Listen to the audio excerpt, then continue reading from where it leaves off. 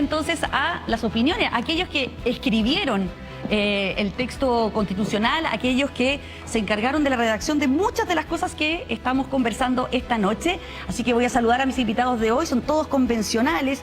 En esta ocasión voy a partir por las mujeres, por las damas, con Yanis Meneses, que es convencional de los movimientos sociales constituyentes. Gracias por acompañarnos, buenas noches. Gracias, buenas noches, muchas gracias por la invitación.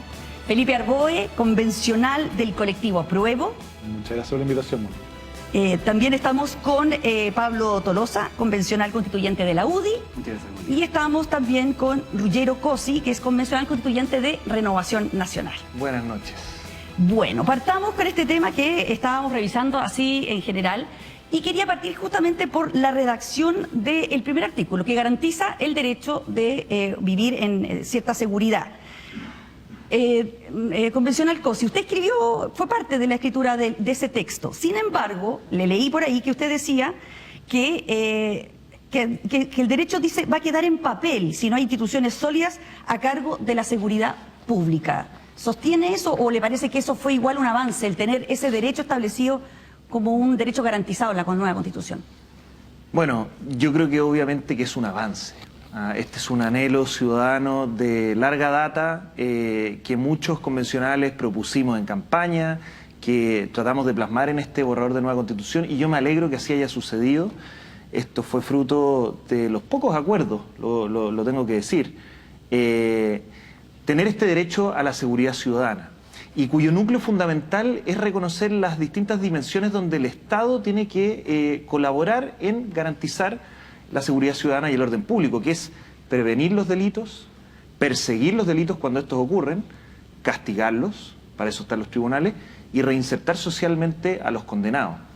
Y obviamente que esto es un avance, pero efectivamente los derechos, si no van acompañados de instituciones sólidas, si no van acompañados de una parte orgánica, en este caso múltiples instituciones, desde los municipios, pasando por las policías, el Ministerio Público, tribunales, gendarmería, que funcionen bien y coordinadamente, bueno, quedan en el papel. Y lo que sí hay que agregar es que lamentablemente la semana pasada en la Comisión de Armonización, este derecho que había sido ya aprobado por el Pleno, se le pasó la goma de borrar y se le elimina parte del núcleo esencial, que era perseguir y castigar los delitos. Entonces ahora estamos en una situación donde este gran avance que yo reconozco, hoy día estamos retrocediendo. Voy con Yanis Meneses para contestar justamente aquello. Entiendo que el texto que se borra, dicen que en el fondo está reflejado en otras partes del borrador. Yanis. Sí, bueno, a ver...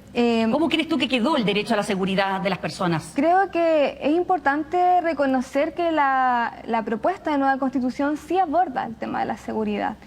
Creo que también el tema, por supuesto, de la violencia. O sea, esta norma a la que hacía referencia Ruggero, evidentemente se posicionan en el capítulo de derechos fundamentales. Sí. Creo que eso también es muy importante considerar, que en la discusión de la Convención consideramos que este elemento que es central va en esta parte, en este capítulo de derechos fundamentales, y que se complementa con otros elementos también. O sea, hay otras normas que apuntan a la erradicación de la violencia contra la mujer, contra las disidencias, contra las mujeres rurales, y se van complementando, ¿no? Yo creo que en este debate constituyente tenemos que salirnos también siempre de la coyuntura, ¿no?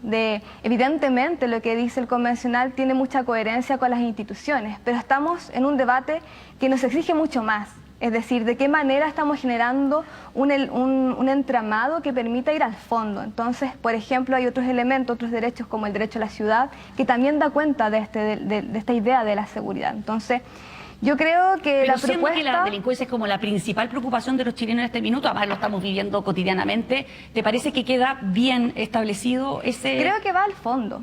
Creo que hoy día tenemos ese desafío, ¿no? En este proceso constituyente de ir al fondo de los problemas. Entonces nosotros no estamos redactando un programa de gobierno, ¿no? Estamos redactando una constitución que apela evidentemente a larga data. Una de las críticas es que en muchos aspectos se parece a un programa de gobierno. Yo difiero un poco de eso, porque lo que estoy tratando de expresar tiene que ver con que es un entramado que evidentemente apunta a varias dimensiones, entre las que estaba mencionando.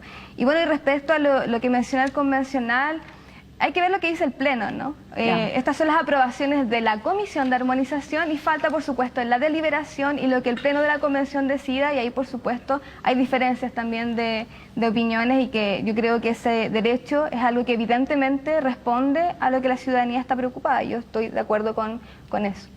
Pablo, ¿queda protegido esta demanda ciudadana en la Constitución, en el texto? Yo creo que lo que queda es establecido en el texto, pero creo que no queda garantizado. Es decir, el hecho de que tú pongas algo de vivir en un entorno seguro y libre de violencia no significa que se acabó el narcotráfico, no significa que el tren de Aragua va a parar. Eso es exactamente igual. Entonces, creo que faltaron instituciones esenciales. Porque eso podría ser política pública, y a lo mejor la política pública no tiene que estar reflejada en una Constitución. Evidentemente que no, pero por ejemplo sí en la Defensoría de las Víctimas. Es decir, si tenemos Defensoría de Naturaleza, bueno, era lógico también que un tema como tú señalas, el más importante en todas las encuestas, que es la delincuencia, lo que estamos viviendo no solo en la macrozona sur. Yo soy de Antofagasta, y estoy muy preocupado por lo que va a pasar si se llega a aprobar este texto con el tema de la situación de estado de emergencia, que se va a terminar, que es algo que está en Antofagasta, que fue solicitado por la ciudadanía. Acuérdate que el estado de emergencia en Antofagasta nace con la muerte de una persona, un camionero que lo tira en un puente. Así nace. Y el día 15 de septiembre de aprobarse, ese estado de emergencia se termina. Es decir, ¿qué va a pasar? Evidentemente Carabineros y la PDI no tiene la capacidad para resguardar la frontera del narcotráfico. Estando en estado de emergencia, el problema que tenemos con el tren de Aragua. Ahora, imagínate cómo se va a multiplicar en el caso que se extinga. Felipe. A ver, yo diría, primero, creo que es un avance que la seguridad sea considerada como un derecho, en el capítulo de derechos fundamentales. Creo que la redacción es insuficiente, porque deja amarrado de manos al presidente o presidenta de la República como conductor solo al ámbito de prevención. Es decir, se le quita todas las potestades en materia de control, para decirlo en fácil. Este operativo que vimos hace unos días atrás en Meix, por ejemplo, alguien podría cuestionarlo. Y alguien me dice, no, es que eso está en el capítulo del Ministerio Público. Cuidado, el Ministerio Público solo participa de la seguridad una vez que el delito se ha cometido. Pero antes la prevención y el control... ¿Por qué dices tú que queda sin prevención y sin control en el texto? Porque solo con prevención, porque cuando uno lee el artículo, el artículo 53, el que establece esto, señala solo la prevención, porque le borraron en la Comisión de Armonización lo relativo al control y la persecución penal. Entonces, eso es un problema, ¿ya? Segundo... ¿Y eso es un problema que se puede resolver todavía? ¿Tú estás en la Comisión de Armonización? Yo espero que el Pleno reponga la norma que aprobó la Comisión de Derechos Fundamentales y que aprobó el Pleno en su primera intervención. ¿Y por qué se saca eso? Bueno, yo creo que hay una pequeña obsesión de algunos, digamos, de reescribir las cosas y de ir sacando, porque entienden, creo yo, el concepto, es que todo lo que parezca control es como represivo, y cuando en realidad, sin seguridad no hay libertad. Segundo aspecto, la eliminación del estado de emergencia es de los elementos más preocupantes que puede tener este texto constitucional.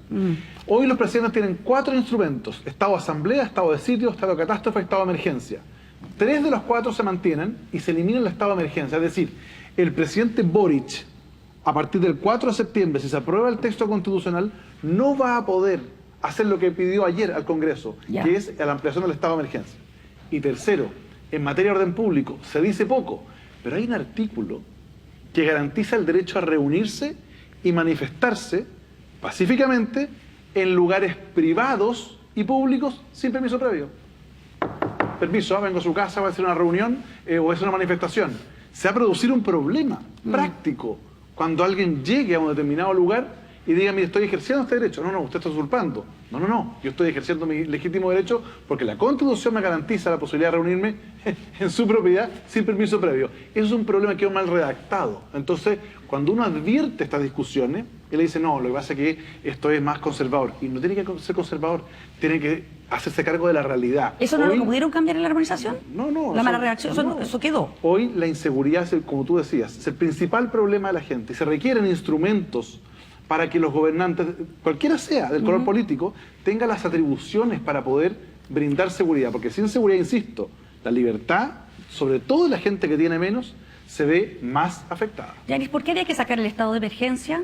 Es que yo creo que es una pregunta interesante en el sentido de preguntarnos hoy día cómo el estado de emergencia ha solucionado este problema de fondo, ¿no? Yo creo que esa es una discusión que nos tenemos que hacer, porque claro, estamos diciendo cómo vamos a sacar esta facultad, pero la pregunta es, ¿de qué manera esa facultad hoy día del presidente de la República ha funcionado? O sea, ha permitido ha permitido que eso se... Porque no solamente hoy día, como vuelvo a lo que hablamos hace un rato atrás. O sea, la propia ministra del Interior ha nosotras- evaluado positivamente la baja de... Pongamos un hecho objetivo. El presidente de la República y la ministra del Interior ha dicho que con el estado de emergencia se redujeron en 42% los atentados. ¿Es suficiente? No es suficiente, pero por Dios, es una herramienta para que el presidente de la República, elegido con millones de votos, pueda controlar el terrorismo. Sí, a lo que voy es que el debate constituyente nos exige avanzar en eso, es decir, de qué manera vamos a dar un camino efectivamente a solucionar este problema. Porque evidentemente Pero ¿cómo no se ha sido soluciona el suficiente. problema eliminando el estado de emergencia? Porque yo lo porque que... ese sería el camino.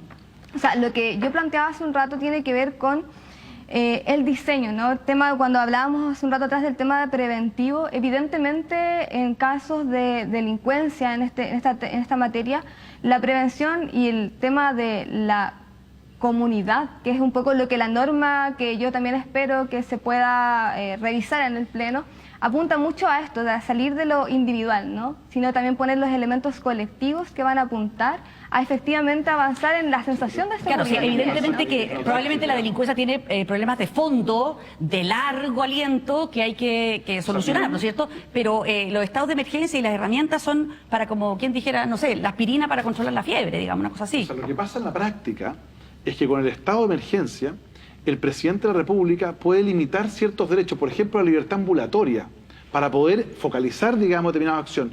Puede permitir la participación de las Fuerzas Armadas. ¿Y qué es lo que ocurre acá? Si a mí lo que me preocupa es que aquí hay una especie como de obsesión de decir, no, esto es en contra del pueblo mapuche. Perdóneme, ¿y qué pasa si el día de mañana tenemos una célula de Al-Qaeda aquí en Chile? O del IRA, o de la ETA aquí en Chile.